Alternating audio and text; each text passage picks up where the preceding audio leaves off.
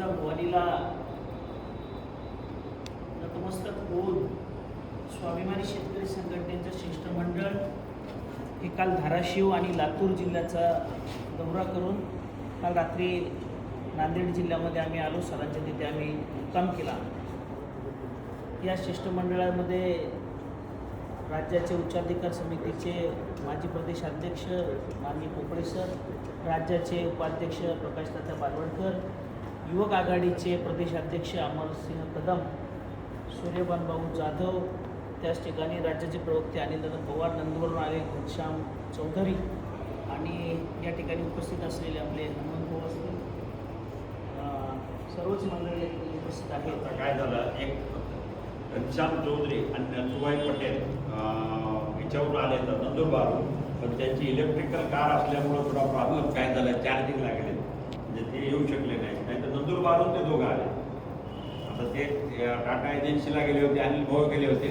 आता ते येतो म्हणजे काय इकडे बरं ते असं थोडा नाही तर ते सुद्धा म्हणजे टीममध्ये कालच्या होते.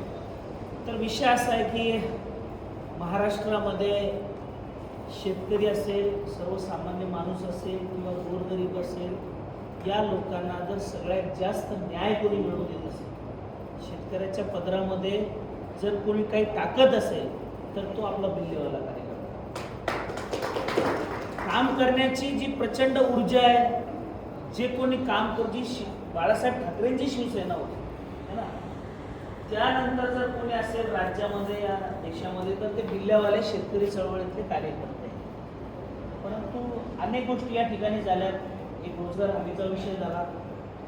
बालाजी भाऊनी सांगितलंय की त्या ठिकाणी अन्याय होतो, त्या ठिकाणी कामाला दबावल्या जातं, दाबल्या जातं, त्या ठिकाणी लोक उभे राहत नाहीत आणि अजून बऱ्याच गोष्टी या ठिकाणी झाल्यात. पण येणाऱ्या काळामध्ये आपल्याला या संघटनेमध्ये अनेक बदल करायचे.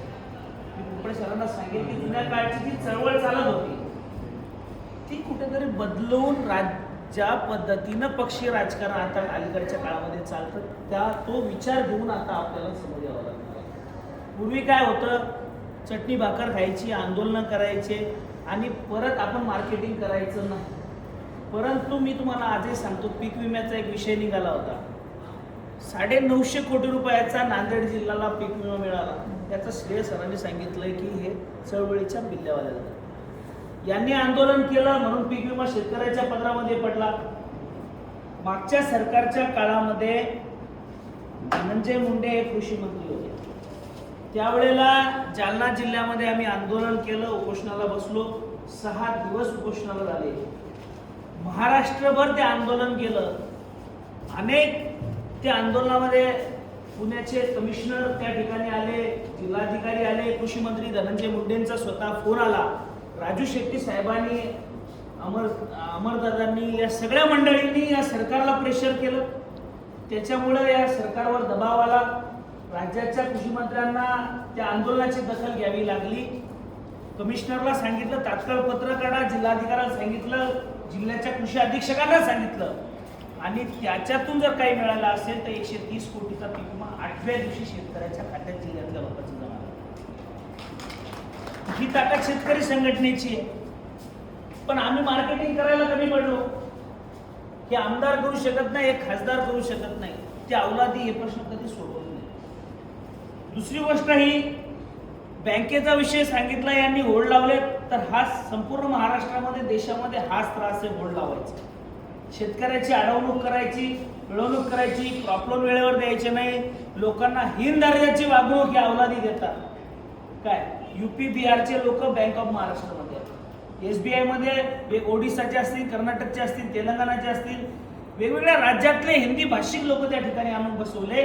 काही लोकांना, म्हाताऱ्या लोकांना हिंदी भाषा करत नाही, कोणी इंग्लिशमध्ये बोलतं, अशा लोकांना त्या ठिकाणी बसवलं आणि शेतकरी म्हणजे काय, हा काय कोण आहे, अशा पद्धतीचं हीन दर्जाची वागणूक हे लोक त्या ठिकाणी देतात. मी त्या मॅनेजरला 3 वेळा फोन केला.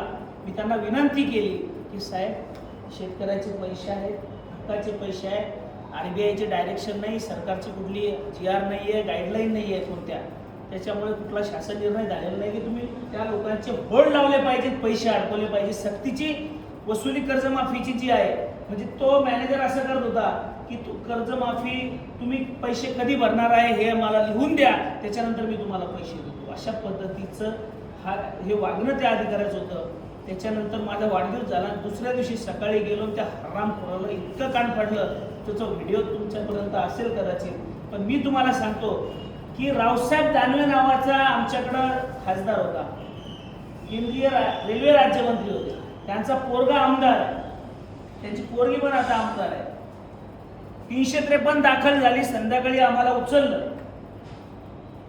मी देशातला पहिला माणूस आहे 353 मधून दुसऱ्या दिवशी सकाळी बाहेर निघाला. फक्त रात्रभर जेलमध्ये आहे मी. किती? रात्रभर. त्या भागातून इतके लोक त्या ठिकाणी आले. जिल्ह्यात तिन्ही जिल्ह्यातले लोक आहेत, कार्यकर्ते उभे केले, शेतकरी उभे केले. मी तुम्हाला एकच गोष्ट सांगतो की राजू शेट्टी साहेब फार दूर आले. साहेब येथील त्याच्यावर शंका नाही, परंतु या भागामध्ये तुम्हाला बिल्ल्यावाल्यांची संख्या वाढवावी लागणार, तुमची ताकद तुम्हाला वाढवावी लागणार. जर एखाद्या बिल्ल्यावाल्यावर संकट आलं तर रुग्ण घेऊन, खुरपे घेऊन, तलवारी घेऊन तुमचे लोक तिथे आले पाहिजे. एका तालुका अध्यक्षावर जर संकट आलं तर पुरा जिल्हा त्या ठिकाणी गोळा झाला पाहिजे, तिथं गेलं पाहिजे, दबाव आला पाहिजे. शासनावर असू द्या, पोलिसांवर असू द्या. काय मस्ती करतील काँग्रेसवर, काय मस्ती करतील भाजपवर, तुम्हाला ते करा. येणाऱ्या काळात आपल्याला सगळं बदलायचंय. साहेब सुद्धा फिरायला तयार आहेत, पण साहेबांना बऱ्याचशा मर्यादा आहेत. साहेबांना वेळ कमी पडतो, देशात जावं लागतं, महाराष्ट्रात जावं लागतं. पण येणाऱ्या काळामध्ये आपल्याला वेगवेगळे चेहरे या ठिकाणी उभे करावे लागणार आहे. आपल्याला कार्याची पद्धत बदलावी लागणार आहे. महाराष्ट्रात वेगवेगळ्या भागातले शेतकऱ्यांच्या प्रश्नावर काम करणारी लोक खऱ्या अर्थानं आपल्याला त्या ठिकाणी उभी करायची. शेतकऱ्यांचे प्रश्न प्रचंड आहे. रोजगार हमीचा विषय सांगितला, भरत गोगावले त्याचा मंत्री आहे. येणाऱ्या काळामध्ये त्या मंत्रालयामध्ये एक आंदोलन करू, प्रत्येक ठिकाणी आंदोलन करू आणि जे काय रोजगार हमीचा विषय असेल, भरत गोगावले असेल किंवा या राज्याचे उपमुख्यमंत्री असेल किंवा मुख्यमंत्री असतील, यांनी शेतकऱ्याच्या प्रश्नावर एक बैठक लावावी आणि रोजगार हमीचे जे पैसे शेतकऱ्यांच्या खात्यात डायरेक्ट कसे येतील या प्रश्नावर सुद्धा आपण त्या ठिकाणी मोठं आंदोलन त्या ठिकाणी करूयात आणि त्याला यश मिळू हे सुद्धा तुम्हाला सांगतो. एकच आमदार बोलला होता, सुरेश दास, फक्त की रोजगार हमीचे जे पैसे येतात हे लोकांच्या, शेतकऱ्यांच्या, वेगवेगळ्या लोकांच्या खात्यावर जातात, ते दारू पितात. त्या ठिकाणी जो मूळ शेतकरी, त्या शेतकऱ्याला पूर्ण पैसे मिळत नाही असा प्रश्न त्या ठिकाणी मांडला. पण सरकारनं काही तो पटलावर घेतला नाही, त्याचा काही अध्यादेश केला नाही. कारण सरकारला शेतकऱ्याचं मरण हे पाहिजेच आहे. त्यांना वाटतच नाही तुमचे प्रश्न सुटावेत म्हणून खरं तर. आणि तुम्ही चांगलं सांगितलं की तुमचे जे सरकारी काम आहे तिच्यावर लोक घ्या ना, पण तुम्ही ज्यावेळेस शेतकऱ्याचा विषय असेल, त्याच्यात सगळ्या अडचणीचा विषय असेल तर तो शेतकऱ्याच्या गळ्यामध्ये टाकता. येणाऱ्या काळामध्ये आपल्याला या राज्याच्या येणाऱ्या 2029ला आपल्याला कमीत कमी 60 ते 70 जागा ह्या स्वाभिमानी शेतकरी संघटनेच्या उभ्या करायच्या आहेत. या दृष्टीनं आपल्याला पावलं टाकायची आहे. आपला वापर होतो माहिती तुम्हाला, बँडवाला झाले आपण डायरेक्ट बँडवाल्याची किंमत करून जो लग्न लागत तो बँडवाल्याची किंमत आहे. एकदा लग्न लागलं कोण विचार तुम्हाला, भानगड अशी आहे की यांना आपली मतं पाहिजे. इलेक्शनच्या टायमाला या आमदाराला, या खासदाराला, या काँग्रेसवाले असतील, शिवसेनावाले असतील, राष्ट्रवादीवाले असतील किंवा भाजपवाले असतील, यांना आमचा तालुका अध्यक्ष पाहिजे, यांना आमचा शाखा अध्यक्ष पाहिजे, यांना आम्हाला तालुका उपाध्यक्ष पाहिजे. बिल्ल्यावाली लोक यांना जवळ पाहिजे, यांना खुर्ची देतील, यांच्या गळ्यात शाल टाकतील. आपले लोक कधी विकले जातात का? पॅकेट घेतले का आपले लोक? भाषणाचं मानधन आपले लोक घेत नाहीत. पण आमच्या या भाऊला बोलवतात, भाऊ तुम्ही आमच्या सोबत या, आम्हाला तुमचं सहकार्य पाहिजे, हात जोडते आपला हरामखोर तुमच्या समोर. पण जेव्हा आमदार म्हणून निवडून जाते त्याच्यानंतर मात्र बिल्ल्यावाला आपल्याला आपलं ताकद दाखवावं लागणार आहे का नाही? ज्या वेळेला तुम्ही संघटन उभं करा त्या वेळेला इकडची भोकरची विधानसभा जर उद्या लढायची असेल तर प्रत्येक गावामध्ये शाखा उभी करावी लागेल. प्रत्येक गावात 50 पोरं किमान बिल्ल्यावाली उभी करावी लागणार, लढणारी लोक उभे करावे लागणार. जेव्हा तुमचं उपद्रव्य मूल्य वाढेल त्यावेळेला काँग्रेस, राष्ट्रवादी, भाजप, शिवसेना युती करण्यासाठी तुमच्या सगळ्यांच्या मागे फिरतील. राजू शेट्टी साहेबांना सांगतील, विनंती करतील साहेबांना की साहेब तुम्ही आमच्या सोबत अलायन्स मध्ये या, आम्ही तुम्हाला 20 जागा देतो, 30 जागा देतो, 40 जागा देतो. आणि येणाऱ्या काळामध्ये ठीक आहे आपलं एवढी ताकद नाही, आपल्याकडे पैसा नाही आहे, आपल्याकडं गाड्या घोड्या नाही आहेत किंवा दळणवळणाची अनेक साधनं आपल्याकडे नाही आहेत, पण आपल्याकडं प्रामाणिकपणे काम करणारी लोक नक्की आहेत. शेतकऱ्याचा बिल्ला लावून घरची भाकरी खाऊन काम करणारी लोक ही फौज आपल्याकडे आहे. आणि यांच्याच भरोश्यावर येणाऱ्या काळामध्ये आपण 2029ला निर्णायक राहू हे सुद्धा मी तुम्हाला या ठिकाणी सांगतो. आम्ही आज ठरवलंय, ताते असतील, अमरभाऊ असतील, सूर्यभाऊ असतील, अनिल भाऊ असतील, या सगळ्यांच्या मार्गदर्शनाखाली येणाऱ्या काळामध्ये राज्यभर जे होईल ते होईल. काय व्हायचं ते उद्या. मी 15 वर्ष झाले चळवळीत कार्यकर्ता आले. तुमच्या अशोकराव चव्हाण सिल्लोडला अब्दुल सत्तारची हकालपट्टी केली, त्यांच्या मांडी लावून सभा केली ती 2019ची. मी अवताडे त्यावेळेला उभे होते. स्वाभिमानीची ताकद काय असते तर रावसाहेब दानवेंनी आम्हाला जवळपास 18 ते 19 फोन करायला लावले होते. अनेक कार्यकर्ते येऊन त्या ठिकाणी आले होते, परंतु कल्याण काळेंना 1.5 लाख मतांनी आम्ही निवडून आले. संघटनेचा परिणाम दिला. संघटनेच्या मतावर ते खासदार झालेले. जो जालना लोकसभेचा मतदारसंघ आहे त्या ठिकाणी 6 वेळा खासदार रावसाहेब दानवे, 6 वेळा मिनिस्टर आहे 2-3 वेळा, परंतु त्यांना पाडलं ना. हे संघटनेमुळे झालं. आम्ही त्यांना एकच सांगितलं होतं, सुरेशभाऊ काळे असतील, कन्नडचे आमचे भाऊसाहेब थोरात असतील, कृष्णा साबळे असतील, अनेक लोक त्या ठिकाणी एकत्र आले आणि आम्ही सर्वांनी एका ठिकाणी येऊन निर्णय घेतला. 6 विधानसभा क्षेत्रातले म्हणजे 25,000 मतं तुम्ही धरा म्हटलं फक्त 25,000 एका मतदारसंघातले म्हणजे 1.5 लाख मतं आज आम्ही तुमच्या झोळीत टाकतोय. आज विजयाचा गुलाब आम्ही तुम्हाला लावतोय हे त्यांना ठणकावून सांगितलं. 1.5 लाख मताने ते विजय झाले.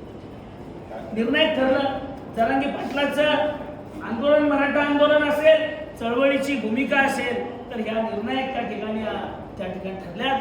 मी तुम्हाला सांगतो की निर्णायक ठरायचा असेल तर आपल्याला आपली ताकद वाढवावी लागणार आहे.